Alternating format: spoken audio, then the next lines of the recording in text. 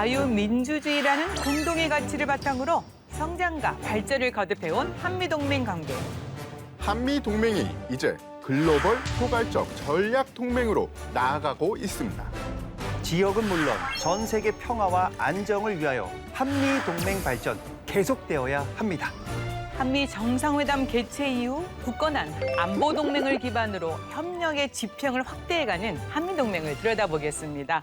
국방에 대한 모든 것 국방 포커스.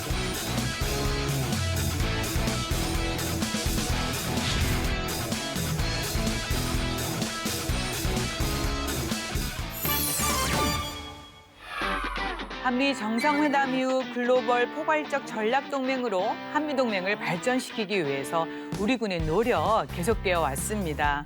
오늘 그 구체적인 내용을 들어보겠습니다. 안녕하세요. 네, 직접 소개 부탁드리겠습니다. 안녕하십니까. 김상진 국방부 국제정책관입니다.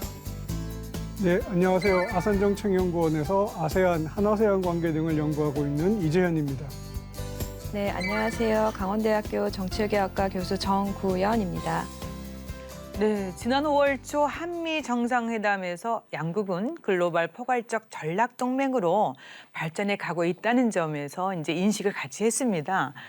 그래서 국장님, 국방부에서도 이 기회에 또 구체적인 결실을 맺기 위해서 많은 노력을 하고 계시는 걸로 알고 있습니다. 맞죠? 네, 맞습니다. 네. 먼저 앵커께서 지금 글로벌 포괄적 전략 동맹이라는 표현을 쓰셨는데 이게 이제 일반적 형용사 같지만 그 내포하는 함의는 적지 않습니다. 일단 네. 글로벌이라고 말씀을 하셨고 이것은 한반도를 넘어서 우리가 필요한 역할을 좀 더 적극적으로 하겠다 이런 의미고요. 포괄적이라는 얘기 또한 기존의 한미동맹 범위가 이제 군사안보와 경제동맹에 치중이 됐다면 이제는 공급망, 사이버, 우주 이렇게 전방위적으로 확대해 나가겠다는 그런 의미라고 하겠습니다.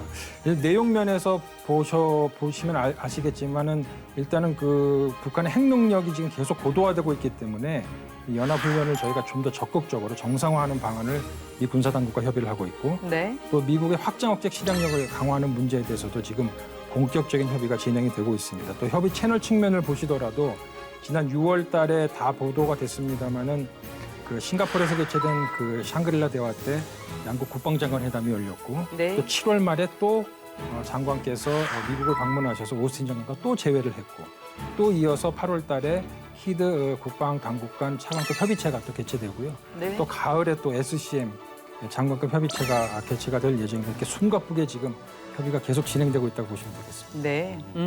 정 교수님, 지난 5월에 그 한미 정상회담 내용을 살펴보면 평화와 번영을 위한 핵심 축이다. 이 한미 동맹 관계의 중요성을 재확인하지 않았습니까? 네네. 아무래도 지금 전 세계의 이제 상황을 보면 이제 한미 동맹이라고 하는 동맹이 상당히 좀 소중해지는 그런 시기라고 볼 수 있는데요. 우크라이나 사태뿐만이 아니라 그것으로부터 노정된 어떤 경제 위기라고 하든지 이런 것들을 동맹과 함께 이겨나간다라고 하는 점에 있어서 이번 한미 정상회담 상당히 좀 시적절했다고 판단이 되고요. 또 이제 그만큼 많은 성과를 냈다고 생각을 합니다. 특히 그 중에서도 이제 말씀하셨던 글로벌 차원의 협력뿐만이 아니라 사실 양국이 당면하고 있는 것은 경제 안보와 이제 북핵 문제거든요. 네. 특히 이제 IPF 참여라고 하든지 또 공급망 재조정이라고 하든지라고 하는 문제들에서 많은 진전을 이뤘고 특히 이제 북핵 문제 관련해서는 북한의 위협이 정말 다변화되고 있는 상황 속에서 그동안 억제 조치를 취하지 못한 부분들에 대해서 허심탄회하게 논의를 했었고 이에 대한 대응 조치로서 이제 확장 억제라고 하는 부분을 좀 더 강화하게 되는 그런 논의들을 많이 했다는 점에 있어서 정말 한반도에 있어서의 중요한 평화 번영의 그런 목적들을 많이 달성했다고 생각됩니다. 네. 네. 이 한미 정상회담 하면 기억나는 단어가 있습니다. 바로 글로벌입니다. 글로벌. 한미 동맹은 이제 한반도 이제 뭐 넘어섰다라고 네네. 보면 되겠죠? 네네네. 정말 뭐 북핵 문제뿐만이 아니라 정말 많은 이슈들이 논의가 됐는데요. 근데 그 중에서도 뭐 이제 우크라이나에 대한 지원이라고 하든지 이미 계속되어 왔었던 코로나19 백신 지원이라고 하든지 또 이번에 이제 저희 한미 동맹의 주요 가치 중에 하나가 자유민주주의와 이제 규칙 기반 질서의 재확인이었는데 그런 점에 있어서 라틴 아메리카나 아프리카 지역에 대한 민주주의 지원도 이제 합의를 하게 되었어요. 이제 정말 전방위로 합의를 이제 협력을 하게 되었고 또 그동안 좀 미진했었던 지역 협력체에 대한 참여, 예를 들어서 쿼드라고 하든지 혹은 그 외에 생겨나고 있는 다양한 협의체에 대한 한국의 참여도 이제 많은 의중을 이제 내비친 바가 있어서 이에 대해서도 앞으로도 많은 발전이 있지 않을까 생각이 듭니다. 네, 같은 맥락에서요. 글로벌 포괄적 전략 동맹으로 한미 동맹 발전은 계속되고 있습니다. 그래서 인도 태평양 지역뿐만 아니라 여타 지역에서도 특히 이제 대한민국 글로벌 중추국가 구상에 대해서도 제시가 됐습니다. 이 부분은 이 박사님이 좀 더 부연 설명해 주시겠습니까? 네, 그 글로벌 중추국가라는 이야기를 하기 위해서는 지금 한국이 가지고 있는 국력이라든지 위상에 대해서 좀 먼저 생각을 해볼 필요가 있습니다. 왜 네. 우리가 글로벌 중추국가가 될 수 있는가? 많이 아시는 것처럼 경제력으로는 세계 10위권 경제를 가지고 있고요. 국방력, 군사력으로는 세계 6위권이고 그거보다 더 놀라운 게 한국의 과학기술 능력, 뭐 더 설명 안 드려도 되겠죠. 네. 그리고 한국의 소프트 파워, 어떤 컨설팅 기관의 통계에 의하면 한국의 혁신 능력이 세계 2위, 예, 한국의 소프트 파워는 세계 10위권이라고 이야기하거든요. 이번에 그 대통령도 나토 회의에 다녀오셨고 한국의 위상이 지금 이제 선진국 바로 문 앞에 가 있는, 어떻게 보면 선진국 이미 안에 들어갔다라고 이야기할 수 있는 상황이거든요. 이런 상황에서 한국이 글로벌 차원에서 어떤 기여를 하고 어떤 공헌을 하고 어떤 역할을 할 것인가라는 고민을 당연히 해야 되고 네. 그 고민의 바탕에서 전략이 나와야 되고 또 이 글로벌 차원뿐만 아니라 지역적으로도 지금 많이 이야기하고 있는 인도태평양 전략, 한국형 인도태평양 전략이라는 것도 지역에서 한국이 어떤 공헌과 기여를 할 것인가, 어떤 도움을 줄 것인가 이런 것들에 대해서 고민하는 거거든요. 네. 그러니까 이런 것들을 다 묶어가지고 글로벌 중추국가 구상이다라고 이야기할 수 있습니다. 네, 맞습니다. 우리 뭐 다자 외교 중요성 강조되고 있고 특히 또 기여 외교에 좀 더 신경 써야 되겠습니다. 네. 네. 이 아세안 국가에서 대한민국의 위상은 정말 어마어마하다 저는 이렇게 평가합니다. 그죠? 미국 입장에서도 이 전략적 동맹 관계로 우리와 함께할 만큼 영향력이 있다고 저는 보여지거든요. 어떻습니까, 박사님? 예, 맞습니다. 한국이라는 나라가 아세안 국가들이 보기에는 일종의 발전 모델인 거죠. 발전 모델이고 한국은 개발도상국, 최빈국에서 시작해서 개발도상국, 중진국, 중경국 그리고 선진국까지 다 경험했던 나라로서 개발도상국인 동남아시아 국가들이 보기에 한국을 우리의 발전 모델로 삼으면 좋겠다라는 생각을 많이 하고 있고 네. 거기서 더 나아가서 이 동남아 국가들 입장에서 한국이라는 나라는 강대국처럼 이렇게 숨어 있는 무슨 어떤 계략이라든지 이런 것들이 없는 나라거든요. 네. 믿을 수 있는 국가고 또 한국은 그러니까 동남아시아 국가들하고 관계에서 역사적으로 뭐 이렇게 걸릴 만한 부분이 별로 없는 그런 친구인 거죠. 그래서 한국과 아세안 관계가 발전해 왔는데 뭐 미국도 그렇고 뭐 중국도 그렇고 이런 강대국들이 보기에 한국하고 동남아 국가들하고 뭔가 통하는 부분이 있구나. 지금 미중 경쟁 속에서 미국이 동남아시아 국가들에게 접근하기 위해서는 동남아 국가들하고 뭔가 특별한 관계를 가진 한국을 공략을 해야 되겠다라는 생각을 하고 있는 거고 그래서 한국의 전략적 가치가 올라가고 있는 상황입니다. 네. 그동안에 이제 한미 정상회담 이후에 얼마나 진척이 있었는지 특히 이제 한미 군사 동맹과 관련해서 우리 국민들이 정말 직접 체감할 수 있는 뭔가 좀 진전이 있었습니까? 국장님 어떻습니까? 이렇게 한번 설명을 드려보겠습니다. 최근에는 좀 뜸합니다만은 연초부터 북한의 탄도미사일 도발이 계속 있었습니다. 그리고 그 북한이 도발을 했을 때 저희가 이제 대응하는 수위가 조금 차별화되고 있는데 한 가지 예를 들면은 지난 6월에 북한이 8발의 미사일을 발사를 했을 때 한미가 연합해서 지대지 미사일을 8발로 상응하는 대응 사격을 했었습니다.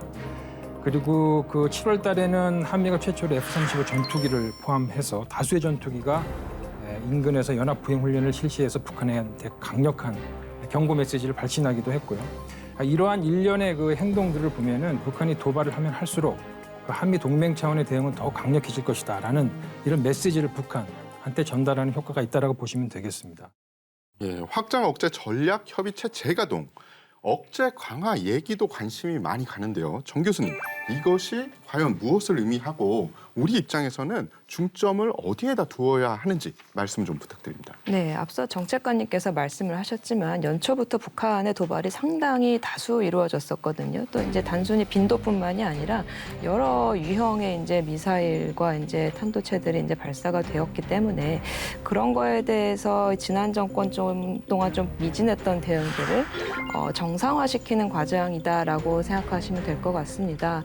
다시 말해서 지금의 어떤 북한의 미사일 위협이라고 하는 것은 단순히 미사일 디펜스, 그러니까 미사일 방어 체제로는 막기 어려운 또 이제 북한 역시 계속해서 기술 혁신을 하고 있기 때문에 이것에 발맞추어서 계속해서 이제 억제 전략을 개발을 하고 또 이것을 동맹 차원에서 이제 협의해 나가는 부분이 반드시 필요하다라고 하는 점에 있어서 이 협의체의 이제 재가동을 이해하시면 될 것 같고요. 또 그만큼 북한의 위협에 대해서 지금 정부가 상당히 우선순위를 두고 있다 이렇게 이해하시면 될 것 같습니다. 네. 네. 사실 그 북한이 올해 미사일을 좀 많이 쐈습니다. 국민들 불안불안하는데요. 이에 대응하기 위해서 이제 한미 정상 간의 공조를 하기로 이제 합의를 했고 이 아세안을 비롯해 국제사회도 공조하기로 뜻을 모았다라고 했는데 맞습니까? 예, 맞습니다. 일단 아세안에만 좁혀서 말씀을 드리면은 한국 입장에서는 그 북한 핵 문제나 북한의 도발 이런 문제들에 대해서 아세안이 반응하는 거에 대해서 좀 불만족스럽다 내지는 좀 불충분하다라고 생각을 하실 수도 있을 텐데 아세안은 지금까지 아세안 나름대로 한국의 입장을 지지해서 한반도 문제에 대해서 할 수 있는 역할을 많이 해왔다. 좀 역사적으로 돌아가면 1994년에 아세안 안보 포럼이 생기면서부터 꾸준하게 아세안 주도의 지역협력체에서 북한 핵 문제는 가장 중요한 이슈로 다뤄져 왔고요. 매번 회의 때마다 끝나고 의장 성명이 나오는데 거기에 한 패러그래프, 두 패러그래프 상당히 많은 분량이거든요. 사실 한두 패러그래프라고 하면은 네. 6번, 7번 항목에 꼬박꼬박 한반도 문제에 대해서 언급을 해줬고요. 늘 이제 보이지 않는 지지를 보내왔고 그 불안정 상황이 나타나면 그것이 동남아에도 분명히 영향을 미치고 해외 투자에도 안 좋은 영향을 미치고 동남아 국가들의 경제 성장에도 좋지 않은 일이거든요. 네. 따라서 뭐 동남아 국가들로부터 한반도 문제, 북한 핵 문제에 대한 지지 같은 것들은 이제 걱정 안 하시고 염려를 놓으셔도 괜찮습니다. 꾸준하게 한국에 대해서 지지를 보내주고 있습니다. 네. 한미동맹이 글로벌 포괄적 전략동맹으로 나아가고 있는 상황에서 한미 공동이 그 글로벌 그 도전 과제랄까요? 이런 부분에서도 같이 이제 제시가 됐는데 어떤 것들이 좀 있을까요? 사실 북한 문제를 제외하고는 대부분의 이슈가 이제 글로벌 협력의 이슈라고 생각하시면 될 것 같습니다. 앞서 말씀드린 우크라이나라고 하는 지역은 사실은 동북아시아가 아니라 유럽 대륙에 있는 국가에 대한 지원을 얘기하는 거잖아요. 나중에 이제 재건 사업에도 참여하게 될 텐데 그러한 역외 국가에 대한 협력뿐만이 아니라 사실은 저희가 이제 위치한 인도태평양 지역에 있어서의 평화 안정을 위한 여러 가지 이슈들이 합의가 됐는데 예컨대 이제 제일 중요한 것은 경제 안보 관련해서 IPF에 참여했다라고 하든지 혹은 이제 지역 국가들과 이제 FTA라고 하든지 이런 부분들이 계속해서 논의가 될 것이고요. 이것을 네. 통해서 또 이제 안정적인 공급망을 확충하는 것이 사실상 경제를 가지고 강대국들이 경제하는 상황 속에서 우리 안전판을 만들어낸다라고 하는 중요한 의미가 있을 것 같습니다. 또 이제 신기술 협력에 관해서도 이제 한미 간에 상당히 많은 협력을 하기로 했고 AI라고 하든지 뭐 이제 양자 컴퓨팅이라고 하든지 또 더 중요한 것은 나중에 이제 정치관님께서 말씀하셨지만 우주 협력 관련해서도 저희가 이제 협력을 하기로 했잖아요. 이제 이런 부분들은 사실은 군사적인 함의도 크지만 앞으로의 이제 신산업 동력을 만든다는 점에 있어 상당히 중요한 부분이라고 볼 수 있을 것 같습니다. 또 이제 계속되는 코로나 바이러스에 대한 백신 협력도 여전히 어떤 남태평양 도서 지역이라고 하든지 동남아 지역이 여전히 필요한 부분이기 때문에 미국이 글로벌 보건안보 구성에 참여를 하면서 이런 기여 외교의 부분도 상당히 확대시킬 것으로 생각이 됩니다. 예, 한미 공동의 글로벌 도전 과제 정말 앞으로 해야 할 일이 많은 것 같은데요. 그 중에서도 특히 우리 군과 관련된 부분, 국장님 어떻게 대응해 갈 예정인가요? 예, 그 미국 동료들과 얘기를 하면서 가장 많이 되는 의제를 하나 두 개를 들어보겠습니다. 하나는 역시 우크라이나 전쟁 상황에 대한 대응입니다. 그리고 또 하나는 인태 지역에서 어떻게 규칙 기반한 질서를 확립해 나가는 것에 대한 이제 군사적 차원의 이제 협력 방안 논의인데요. 오늘은 그냥 우크라이나 상황은 조금 배제를 하고 인태 지역에서 어떻게 규칙 기반한 질서를 확립해 나가느냐에 대한 한미 동맹 차원의 대응 방안에 대해서 몇 가지 예를 들어보겠습니다. 5월 정상회담 때 저희가 공동성명에서 우리 자체의 인태 전략을 고안하고 있다는 것을 스스로 밝혔습니다. 저는 이 인태 전략을 우리가 마련한다는 사실 자체가 엄청난 의미를 갖고 있다라고 생각을 합니다. 그리고 이 인태 전략을 그러면 어떻게 구체화해 나가느냐에 대한 지금 논의가 진행 중입니다만은 일단 군사적 차원에서 보면은 최근에 양자 다자 연합 훈련에 우리가 참여하는 빈도수 그리고 그 참여하는 규모를 보시면은 확실히 지금 인태 전략 구성이라는 이런 페이스에 맞춰서 액션 측면에서도 많은 일들이 벌어지고 있음을 느끼실 수 있을 겁니다. 하나 예를 들면은 6월 초에 오키나와 인근에서 4년 7개월 만에 한미 항모 강습단이 훈련을 실시를 했습니다. 그리고 최근에 그 다국적 연합 훈련 림팩 훈련이라고 지금 유명한 훈련인데 거기에 한국의 역대 최대의 전력을 파견했습니다. 미국에 이어서 2위의 전력을 파견했다라는 이 자체가 지금 아까 말씀드린 저희가 그 한반도를 넘어서 글로벌 차원에서 책임 있는 역할자가 되겠다라는 점을 방증하는 것이라고 하겠습니다. 그리고 아세안 국가들과의 국방 협력도 저희가 좀 더 체계적으로 구축하기 위해서 지금 노력을 하고 있는데요. 저희가 이제 그 아세안 국가들에게 그 퇴역함을 양도를 하기도 하고 뭐 일방적이라는 약간의 비판이 있기도 합니다만은 방산 협력이 윈윈 차원에서 지금 잘 진행이 되고 있거든요. 최근에 아까 림팩 훈련을 제가 말씀을 드렸는데 거기에 필리핀이 루나함이라는 이런 함정이 와서 훈련에 참가했는데 이게 바로 저희가 건조해서 수출한 함정입니다. 네. 이렇게 저희가 그 방산 협력을 하는 게 그냥 그 일방적인 어떤 양자 차원의 협력을 넘어서서 실제 그 나라가 다자연합 훈련에 참여하는 기제로 활용되고 있다는 면에서 의미가 있다고 하겠습니다. 네. 저는 요즘 말이죠. 러시아와 우크라이나 전쟁을 보면서 세상이 많이 변했다 생각이 들어요. 네. 유럽에서 전쟁이 났는데 우리가 지금 영향을 좀 받고 있지 않습니까? 이 글로벌 또 포괄적 단어가 나오니까 이 부분에서도 우리가 어떤 태도를 보여야 할지 고민이 깊어질 것 같은데 중심을 잘 잡아야겠죠, 박사님? 네, 물론입니다.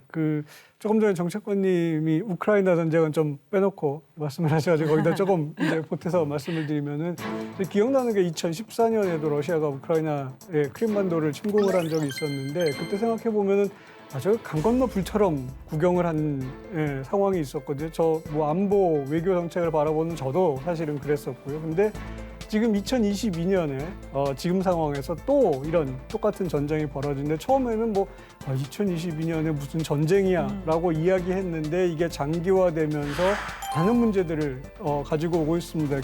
미중 전략 경쟁이 벌어지고 있는 이 인도태평양 지역이라는 불안정한 상황에다가 유럽에서 러시아하고 나토하고 또 갈등을 겪고 있는 상황까지 겹쳐지면서 이게 단순한 전통 안보 문제가 아니라 식량 안보, 에너지 안보까지 펼쳐지는 이제 종합적인 안보 문제로 네. 발전을 하고 있고 모든 나라들이 지금 고통을 겪고 있는 거거든요. 우리가 과연 어떤 방향으로 나갈 것인가, 우리는 어떤 원칙을 가지고 이런 모든 글로벌 사태에 대처할 것인가라는 그것들을 확립을 해나가고 그거를 꾸준하게 견지해 나가는 글로벌 중추국가로서 그런 모습 보여야죠, 이제. 70년간 굳건히 지키고 발전시켜온 한미 동맹 관계 그 발자취를 한번 들여다보도록 하겠습니다. 알아두면 똑똑해지는 신기한 국방 지식, 그것이 알고 싶은 지식 포커스. 안녕하십니까. 다이어트 지식 포커스. 오늘의 포커스는 2022년 5월 21일 한미 정상회담 개최. 다음 달인 6월 11일 싱가포르 샹그릴라 대화를 계기로 한미 국방장관 회담 개최. 6월 말 한국 대통령 최초로 나토 정상회의 참석. 지난 7월 29일 미국 워싱턴 DC에서 열린 한미 국방장관 회담까지 급변하는 환경 속에서도 굳건한 신뢰를 바탕으로 군사 분야뿐만 아니라 정치, 경제, 문화 등 여러 분야를 포괄하는 동맹 관계로 발전해온 한미 동맹. 69년 혈맹으로 맺어진 한미 동맹의 위대한 여정을 지금 들여다봅니다.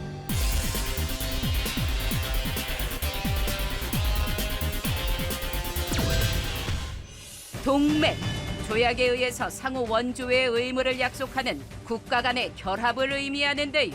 현대적 의미의 한미 동맹 관계는 제2차 세계대전 이후 미군의 한국 진주, 6.25 전쟁 당시 미군의 참전, 6.25 전쟁 직후 한미 상호 방위 조약을 기초로 양국이 동맹을 체결하면서 오늘날의 틀을 갖추게 됐습니다. 그렇다면 왜 한미 동맹은 혈맹으로 불릴까요? 그 역사적 배경은 1950년 6.25 전쟁으로 거슬러 올라갑니다. 당시 북한군의 기습 침략으로 국군이 위기에 처하자 유엔 안전보장이사회에서는 대한민국의 유엔군을 파병하는데요. 당시 미국은 연인원 178만 9천 명을 파병하면서 유엔군의 대부분을 차지했습니다. 그 결과 6.25 전쟁으로 전사한 미군만 3만 3,686명, 부상자 9만 2,134명, 실종되거나 포로가 된 미군은 8,176명으로 총 13만 3,996명의 사상자를 기록했는데요. 그래서일까요? 1953년 8월 8일 한미 상호 방위조약 가조인식에서 미 국무장관은 이승만 대통령을 끌어안은 채 이런 말을 남겼다고 합니다.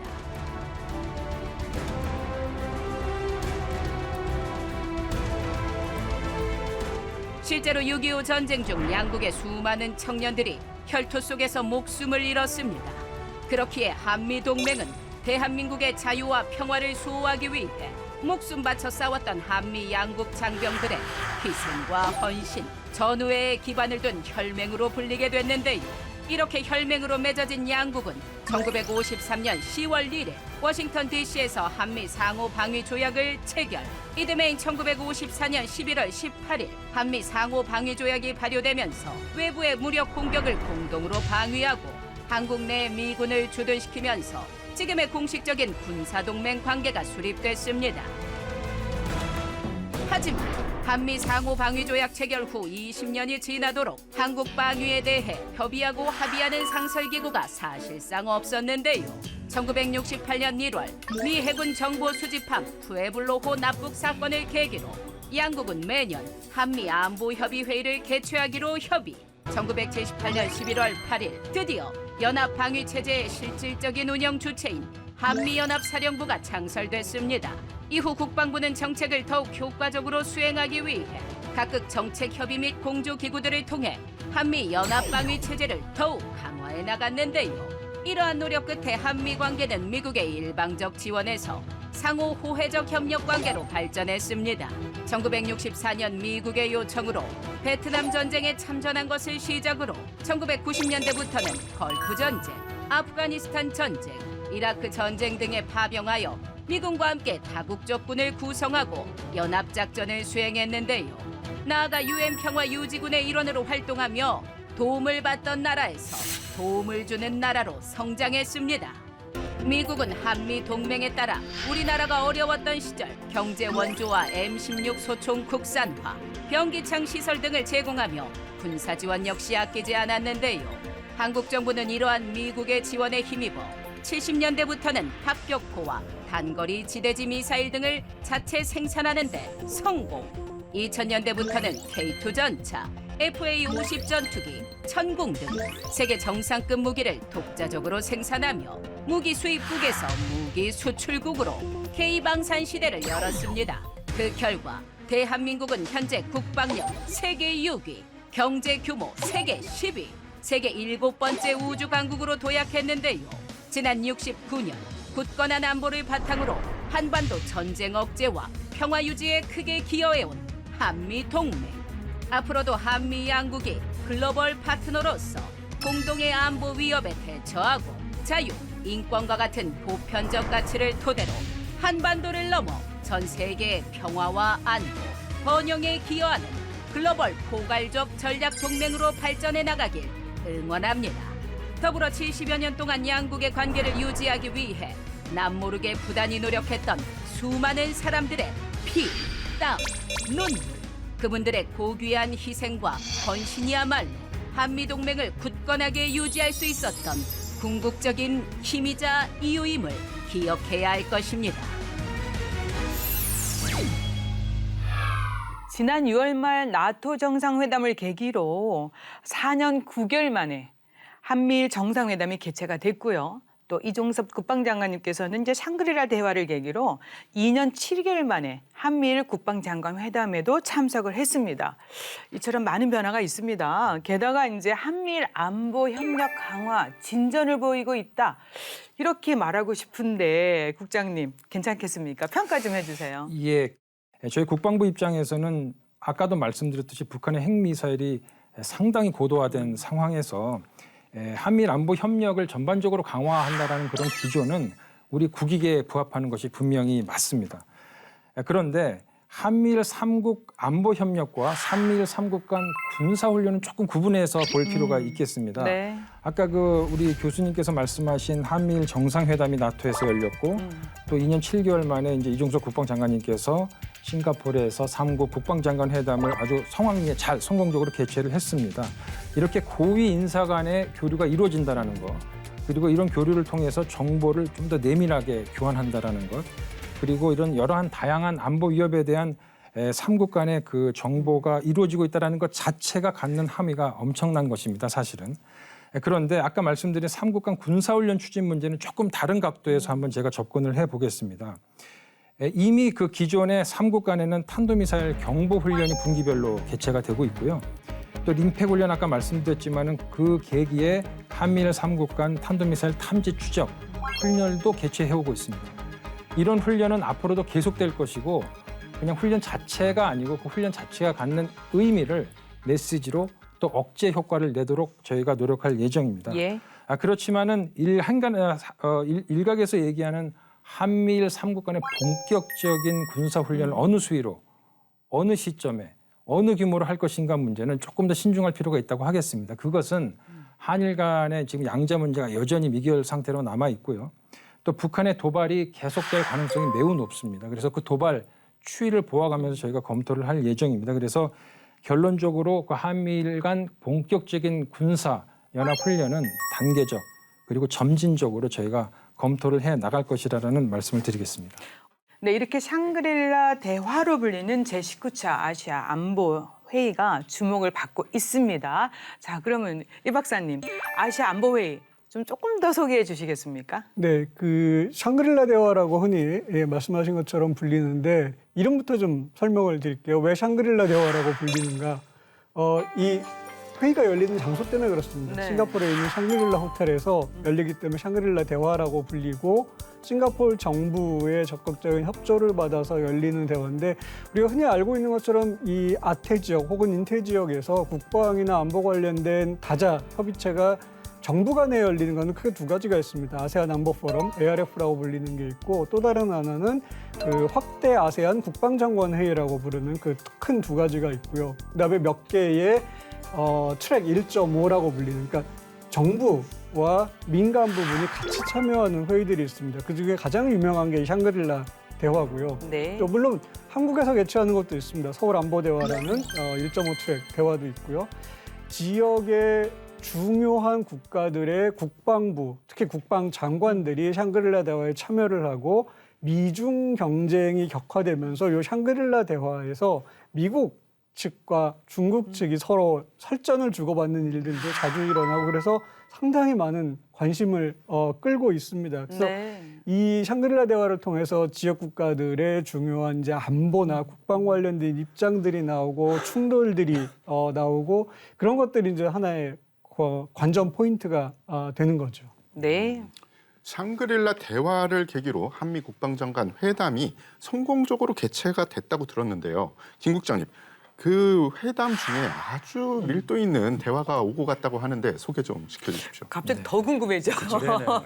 네. 얼마나 자세하게 설명을 드릴 수 있는지 모르겠습니다만은 네.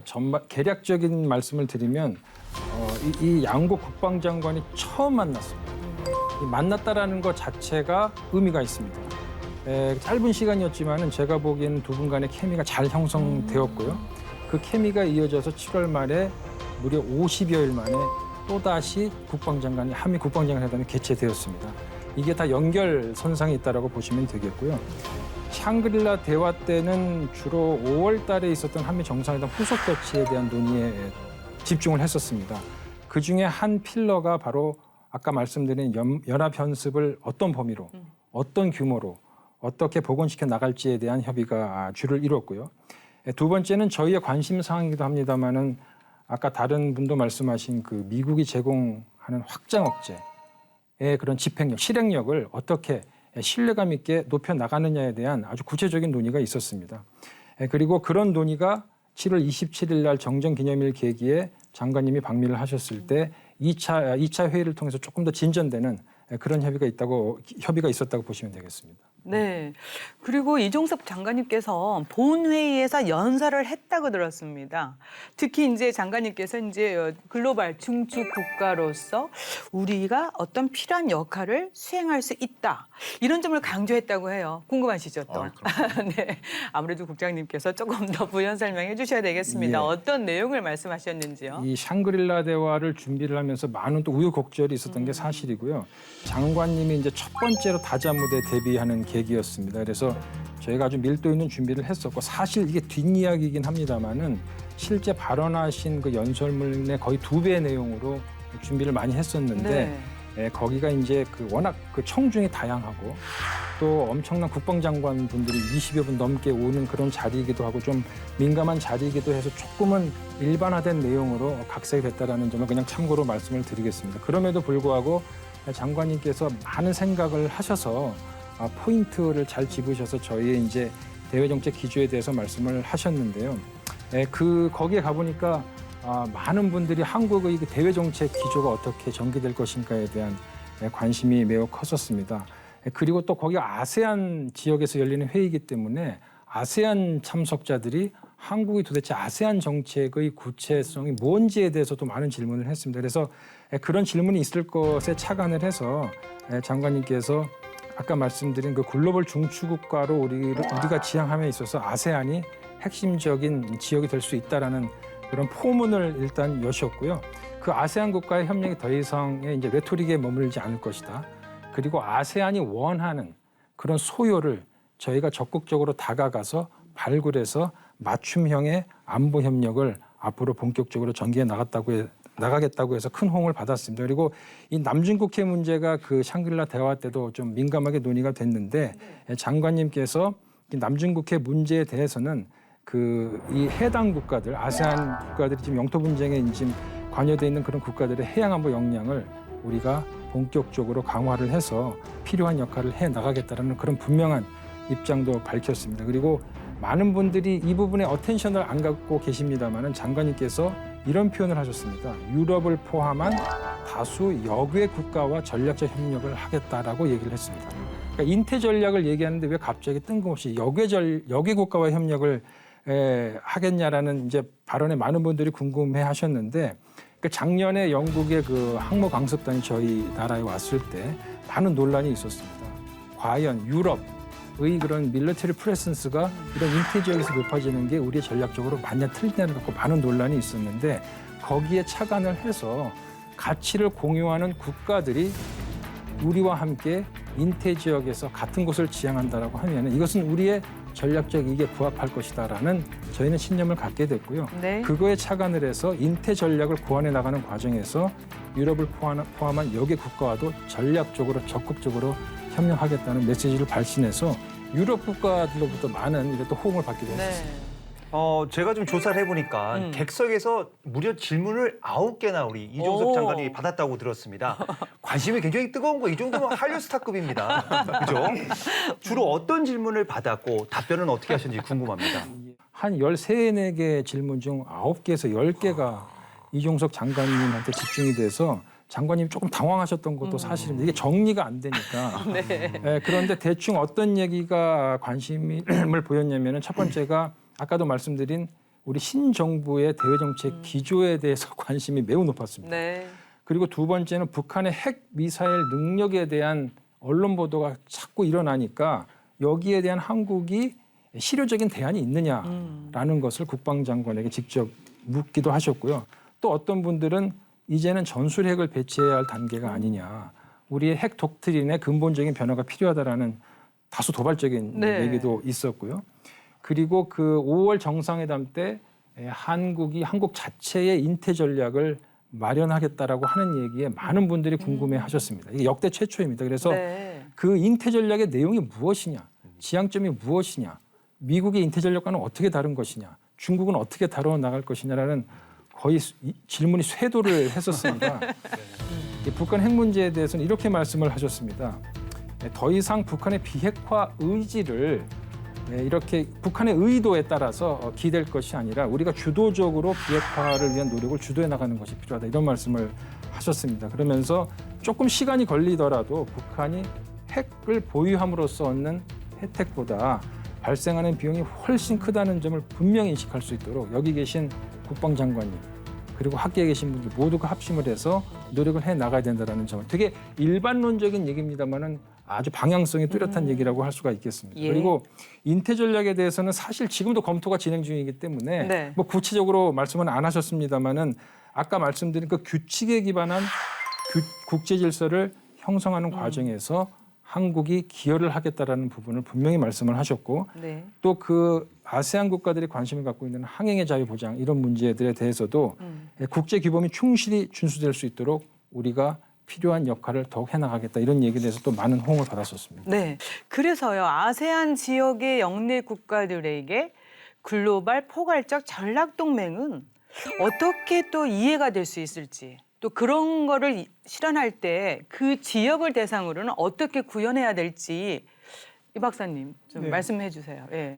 동남아 국가들은 예를 들면 미국하고 중국 사이에서 좀 균형점을 찾아서 움직이는 국가들, 전략적으로 균형점을 찾아서 움직이는 국가들이 대부분이고, 또 한미동맹의 입장에서 보면은 한국의 인태 전략이라는 것이 어쨌든 동맹 관계니까는 미국의 전략이랑 보조를 맞춰야 됩니다. 그러니까 아세안에서 한국에게 기대하는 인태 전략이라는 부분하고 한미 동맹에서 기대하는 인태 전략이라는 부분하고 조금 방향성이 다를 수도 있습니다. 그런데 분명히 아세안에서 기대하는, 한국한테 기대하는 역할, 지역에서 역할이라는 인태 전략이라는 측면과 한미 동맹을 위한 한미 동맹의 확장판으로서의 인태 전략 사이에 교집합이 있을 겁니다. 네. 이 교집합을 어떻게 식별하고 이거를 발전시켜 나가느냐라는 것이 한국형 인텔 전략에서 특히 아세안 청중 입장에서는 상당히 중요한 부분이라고 할 수 있겠습니다. 네, 한국형 인태 전략 그 단어 굉장히 마음에 듭니다. 그렇죠. 예, 예, 발전해 나가야 되겠습니다. 맞습니다. 네. 예, 아까 이 박사님 말씀을 들으면서부터 계속 궁금했던 건데요. 이 아시아 안보 회의인데 미중 간의 기싸움이 엄청났고 이 전략 경쟁을 하는 모습이 보였다고 들었는데요. 정 교수님, 정확히 어떤 양상이었나요? 제가 샹그릴라 대화의 현장에서 그거를 지켜볼 수 있는 기회가 돼서 이번에 이제 첫째 날에 이제 미국 국방장관이 연설을 하고 두 번째 날에 이제 중국의 국방장관이 연설을 하는 그런 순차적인 그런 순서가 있었어요. 근데 이제 가장 핵심적으로 충돌했던 부분은 역시 강대국 경쟁이라 그런지 단순히 어떤 사안별로 이제 충돌하는 것이 아니라 이 국제 질서를 어떻게 이끌어 가실 것이냐라고 하는 점에 대해서 이제 사실 많은 충돌이 있었습니다. 물론 이제 세부적으로 가장 강하게 이제 충돌했던 지점은 아마 대만 문제였을 거라고 생각이 듭니다. 이제 중국의 원 차이나 폴리시를 이제 지지한다라고 하는 부분에 대해서 얘기를 하지만 일방적인 현상 변경에 대해서는 반대한다라고 하는 점들을 얘기를 했고, 네. 이에 대해서도 중국이 그 다음 날 중국의 일부이다 대만이라고 하는 것은 우리는 이제 궁극적으로 통일을 할 예정이다라고 하는 것들을 강조하면서 이 역시 상당히 큰 쟁점으로 이제 떠올랐고요. 동시에 이것들이 이제 영내 국가들이 어떻게 입장을 취할 것이냐라고 하는 것이 사실 큰 과제로 남겨둔 그런 회의였다고 볼 수 있을 것 같습니다. 네. 이 미국과 중국의 갈등, 그 가운데 한미 동맹 관계인 우리 대한민국의 입장. 이 국민들이 좀 원하는 길로 잘 찾아가면 좋을 텐데, 그죠? 네네네. 이게 좀 어려운 일인가요? 네. 어떻습니까? 영기 씨 질문 너무 좋아요. 네. 대답하기는 상당히 어려운 질문인 것 같습니다.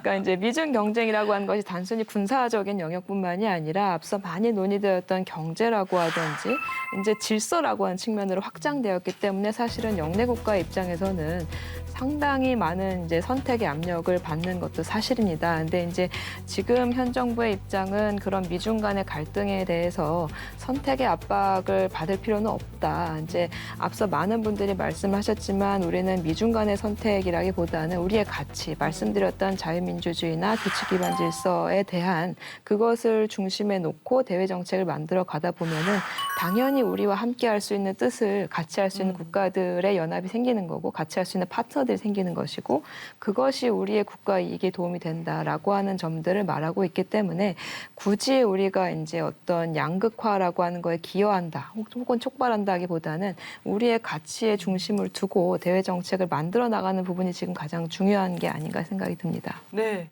어쨌든 이번 샹그릴라 대화를 계기로 아세안 지역에서 우리 대한민국의 위상이 한층 더 업그레이드되는 그런 걸 느낄 수 있습니다. 자, 그러면 국장님, 우리 국방장관하고 중국 국방부장이 만났습니다. 두 분은 그럼 또 어떤 대화를 했는지? 이게 2년 7개월 만에 한미 장관 회담과 유사하게 두 분이 만났다는 것 자체에 저는 일단 의미를 두겠습니다. 사실 분위기는 괜찮았었습니다. 저는 이거를 보면서 아직은 한중 관계가 관리 가능한 범위 내에 있다라는 결론을 내렸습니다. 그럼에도 불구하고 주요 이슈별로 하는 그 얘기의 톤이나 그런 걸 봤을 때 조금은 우리가 조금 더 전략적으로 세심한 한중 관계가 필요하다라는 것도 동시에 느꼈다라는 점을 말씀을 드리겠습니다. 그리고 하나 또 특이하면서도 주목할 만한 부분이 그 최근에 한반도 문제에 있어서 특히 북한 문제에 있어서 중러의 연대가 강화된다 이런 얘기가 있습니다. 그래서 북한이 도발을 했을 때 ICBM 발사를 했을 때 안보리 결의 채택이 무산된 적이 있었습니다. 그래서 혹시나 이 한반도 문제에 대한 중국의 건설적인 기여 측면이 희석되는 것이 아닌가라는 좀 우려가 있었는데 의외로 중국이 한반도 문제에서만큼은 건설적인 기여를 더 적극적으로 하겠다라는 의향을 표명을 했고 저희가 그것을 확인한 게 한 가지 성과라고 볼 수가 있겠습니다. 그리고 네. 금년이 이제 한중수교 이제 30주년인데요. 장관님께서 대통령님의 표현대로 상호 존중 원칙을 바탕으로 라는 부분을 되게 강조를 하셨습니다. 그러니까 이퀄 푸팅, 동등한 관계 하에서 한중 관계를 업그레이드하기 위해서 양국이 노력해 나가자라는 얘기를 했고 중국이 거기에 대해서도 호응을 했습니다. 그리고 마지막으로 그 한중 해 공군 간의 직통 전화를 추가로 저희가 개설을 하기 위해서 1년여 정도 공을 들여서 이게 이제 본격적으로 운용해 나가기로 샹그릴라 회담 때 저희가 이제 합의를 했는데 이러한 그 해 공군 간 직통 전화를 통해서 우발적인 군사적 충돌을 예방할 수 있다는 점에서 이 부분도 큰 성과라고 저희는 보고 있습니다. 네. 그래서 이제 앞으로도 지금 언급해 주신 정치 분야, 특히 저는 국방 협력 분야는 아세안 국가들과 대한민국 간에 그 맞춤형 그 전략을 꾸준히 추진해야 되는데 국장님, 뭐 새로운 보관이라든가 계획이 있으면 오늘 좀 소개 좀 해주세요. 마술적 보관은 없고요. 기존에 해왔던 거를 조금 재정리해서 말씀을 드리면은 최근에 와서 그 아세안 국가들이 저희한테 협력을 요청하는 분야가 있습니다. 그 분야들을 저희가 직접 경청을 하고 들어서 그 부분들을 테일러드, 맞춤형으로 재조합을 해서 어떤 협력을 해 나갈지 윈윈 방식으로 하려고 하는 거고요. 일례를 들면은 그 베트남, 캄보디아, 라오스 같은 경우는 이런 나라들이 지금 그 질회 문제로 국가 발전이 많이 저해되고 있다라는 얘기를 들으셨을 겁니다. 그래서 이런 나라들이 우리 그 공병부대의 그런 질회 제거 역량을 높게 평가를 합니다. 예. 그리고 장비 제공도 희망을 하고 그래서 이런 분야에서 이제 협력이 본격화되고 있고요. 아까 앵커님께서 말씀하신 말레이시아나 싱가포르, 필리핀 이런 나라들은 그 말라카 해협 인근의 소재에서 해적 퇴치에 관심이 많습니다. 그래서 이런 나라들과는 아까 말씀드린 해양 안보 역량 강화에 저희가 어떻게 기여할 수 있는지 그 부분을 고민 중이고 그리고 인도네시아와는 어떻게 보면 가장 선진적인 그 국방 방산 협력이 이루어진다고 보시면 되겠습니다. KF-21로 대변되는 이 차세대 전투기를 지금 공동 개발하고 있는데 이런 부분이 그 방산과 군수 기술 협력을 연계한 인민 전략의 한 표본이 될 수 있다고 하겠습니다. 네. 네. 이 한미 동맹이 뭐 우주, 사이버 등 이 안보 협력 범위를 강화하기로 합의하면서 이 앞으로 새로운 안보 위협에 공동 대응해 나갈 것으로 보이면서 기대가 되는 것 같습니다. 네네. 사실 우주랑 사이버 같은 경우는 여러 가지 중요성을 찾을 수 있습니다. 일단 북한 문제 관련해서도 사실은 지난 대선 때, 미국 대선 때 이제 북한뿐만이 아니라 이란, 뭐 중국, 러시아 등이 이제 미국 대선에 개입하기는 시도를 보여서 미국에서는 이제 사이버 위험 주의보를 내린 적도 있습니다. 그 정도로 이제 북한 북한의 사이버 위협 역량이라고 하는 건 상당히 미국이 주목을 하고 있는 부분이고 이런 부분은 사실 미국 단독으로 해결할 수 없는 부분이기 때문에 동맹국들과의 많은 협력을 독려하고 있는 부분이기도 합니다. 사실은 지금의 전쟁 양상은 우크라이나에서 보시긴 아시겠지만 이제 육해공에 이제 국한되지 않고 사이버와 우주 영역까지 합쳐져서 다영역에서 일어나는 전역에서 일어나는 그런 전쟁 양상들을 상정을 하면서 작전 개념을 만들고 있는데 그런 점에 있어서 미국은 모든 영역에 있어서의 우위를 만들려고 하고 있고 네. 그것이 미국 단독의 의미로 가는 것이 아니라 동맹국들과의 이제 협력이 중요하다라고 하는 점들을 강조하고 있습니다. 일례로 우주 같은 경우는 이미 파이브 아이즈 국가들과 미국은 올해 초에 연합 우주 작전 비전이라고 하는 것을 만들어서 이제 시뮬레이션을 돌리고 있는 상황까지 왔어요. 이제 그런 것들을 생각한다면 우주전이라고 하는 것이 먼 미래의 일이 아니라 이미 이제 역량 있는 국가들이 이미 협력하고 있는 분야다라고 생각하시면 될 것 같습니다. 그런 점에 있어서 이제 우리가 우주와 사이버도 협력하는 것은 사실 중요한 단계에 진입하는 그런 시작이 아닌가 생각이 듭니다. 네. 국장님 7월 말 방미 일정에서는 한미 간의 우호 종진을 조금 더 확대하고 또 재확인하는 그런 의미 있는 예. 자리였었죠.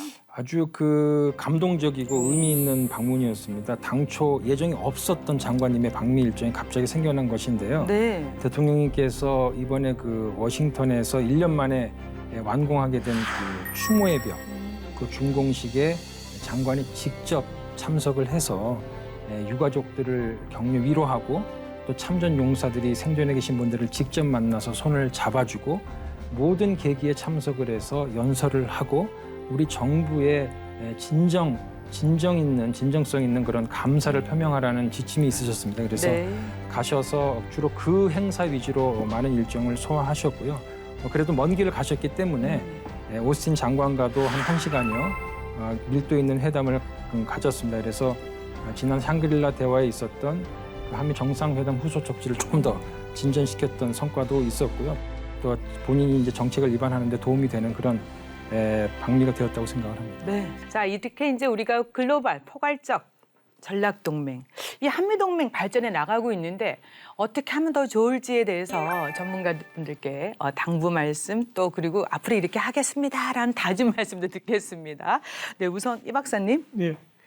그 글로벌 포괄적 전략 동맹 한미 사이에이라고 하면은 한미가 협력적으로 글로벌 차원의 질서, 평화와 안전을 만들어가겠다라는 이야기고 그런데 이런 큰 꿈은 집에서부터 시작을 해야 돼요. 수신제가 치국평천이라고 한 것처럼 네. 바로 우리 동네에서부터 시작해야 되는 거고 그러면 한미 동맹이 어떻게 인태 지역에서 잘 협력을 할 것인가에서부터 출발을 해야 될 겁니다. 그거를 위해서는 아까 말씀드린 한국형 인태 전략이라는 것이 예쁜 모습으로 예. 잘 만들어져야 되겠죠. 예, 전 여기서부터 시작해야 된다고 생각합니다. 네.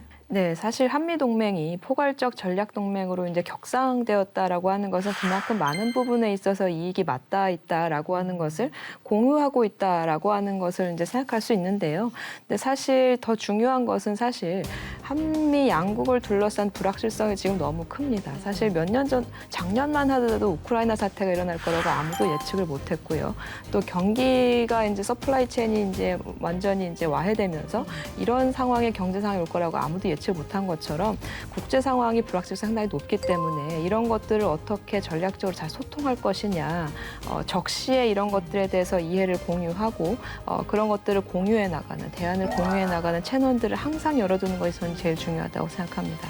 네. 그 한미 동맹은 저는 계속 끊임없이 그 진화하고 발전하는 그런 세계 유례가 없는 동맹이라고 저는 확신을 갖고 있습니다. 그래서 또 한미 동맹이 특징적인 것은 바로 자유민주주의라는 공통의 가치에 기반하고 있다는 것입니다.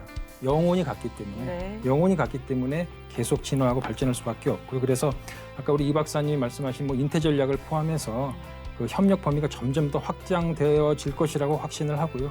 또 그렇게 협력의 범위가 넓어지면서 이것이 한반도뿐만 아니라 한반도를 넘어서 인태 지역 그리고 인태 지역을 넘어서 국제사회 평화 번영에 기여하는 그런 한미 동맹이 될 것이라고 확신을 합니다. 네. 맞습니다. 굳건한 한미동맹을 기반으로 글로벌 포괄적 전략 동맹으로 발전해 나가고 있습니다. 한층 더 업그레이드 해야 되겠고요. 그리고 우리가 논의했던 한미일 그리고 아세안 지역과의 국방 협력도 꾸준히 모색해야 되겠습니다. 네, 세 분의 도움 말씀 잘 들었습니다. 고맙습니다. 감사합니다. 급변하는 세계 안보 정세 변화 속에서 한미동맹은 유대를 확대하고 심화시키기 위해서 끊임없이 협력하고 있습니다. 굳건한 군사동맹 기반을 유지하면서 글로벌 포괄적 전략동맹으로 나아가는 한미동맹 발전 기대하겠습니다. 국방에 대한 모든 것 국방 포커스 오늘 여기까지입니다. 저희는 다음 시간에 다시 찾아뵙겠습니다. 감사합니다. 감사합니다. 감사합니다.